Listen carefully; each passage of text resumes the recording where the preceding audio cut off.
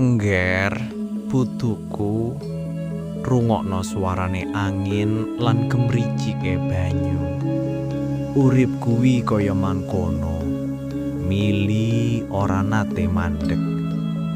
Urip iku dudu mung gegayuhan kang langit, naming ugi kasunyatan kang kudu dipijak.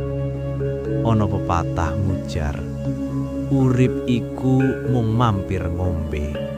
Tegese ojo kemrungsung lan ojo kesusu, kabeh mung titipan. Nalika kasunyatan ora cocok karo karepmu, elinga Gusti ora sare.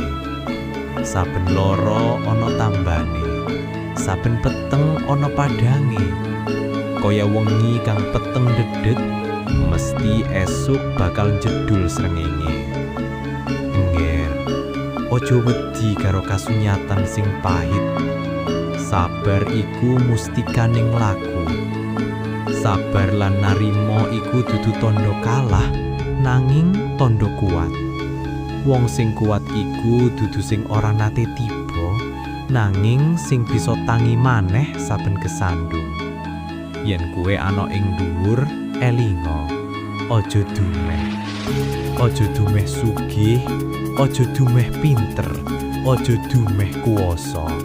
Amarga roda urip tansah muter. Lan yen kasunyatan maringi cobaan, ojo mlayu. Tirakat lan prihatin, buka lawang kamulyan. Saka susah ati dadi wening. Saka lara rasa dadi luwih tepa slira. Pungkasane simbah mung pesen.